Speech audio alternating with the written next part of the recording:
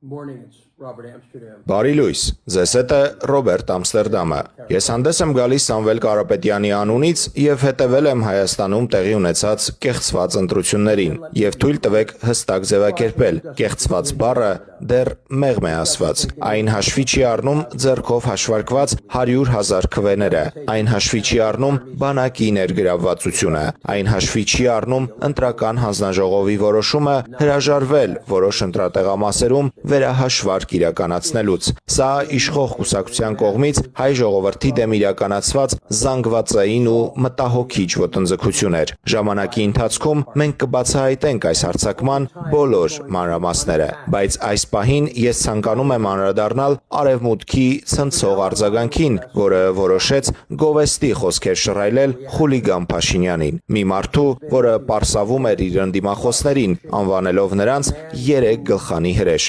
Բռնություն էր հրահրում նրանց դեմ եւ քարոզարշավ էր անում այն պարագայում, երբ իր գլխավոր մրցակիցը, իմ վստահորդը, զրկված էր որևէ քարոզչություն անելու հնարավորությունից եւ փակված էր սեփական տան պատերի ներսում։ Այս քարոզարշավը ոչ միայն չնպաստեց ժողովրդավարության համար անհրաժեշտ նախապայմանների ստեղծմանը, այլև որևէ աղերս չուներ ազատ ու ժողովրդավարական Հայաստանի ինստիտուտների զարգացման հետ։ Այն ընդամենը ամրապնդեց ավտորիտար համակարգը, իշխանությունը կենտրոնացնելով մի անհավասարակշիռ անձի ձեռքում, որն անկաշկանդ հավատում է, թե պետական ռեսուրսները գոյություն ունեն միայն իրեն եւ իր գաղափարախոսությանը ծառայելու համար, որքան էլ որ այդ գաղափարները տարիների ընթացքում փոփոխվեն։ Ուստի ես ցանկանում եմ հստակ արձանագրել Արևմուտքի արձագանքի եւ տեղի ունեցած իրադարձությունների նկատմամբ նրանց բացարձակ անտեղյակության մասին։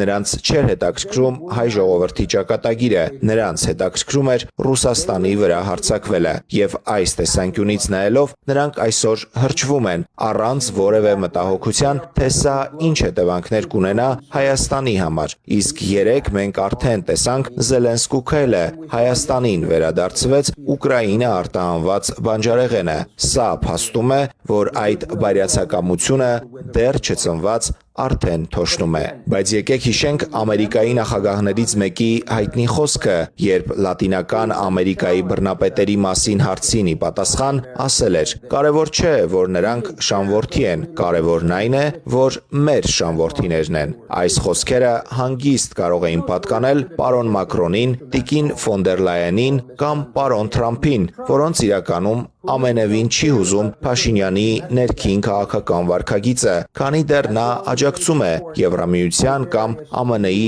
այն նախաձեռնություններին, որոնք նրանք հիմնարար են համարում տարածաշրջանի աշխարհաքաղաքական իրողությունների համար։ Ես կարող եմ ձեզ վստահեցնել, որ Հայաստանի արժանապատիվ փաստաբաններն այսօր արտաժամյա աշխատում են այս ամենը դատարան հասցնելու համար, իսկ մենք մեր կողմից կանենք հնարավոր ամեն ինչ պարզելու համար, թե արդյոք Եվրամիությունը, ԱՄՆ-ն կամ այլ կողմեր պատասխանատվություն կրում են այս կեղծված ընտրությունների համար։ Շնորհակալություն։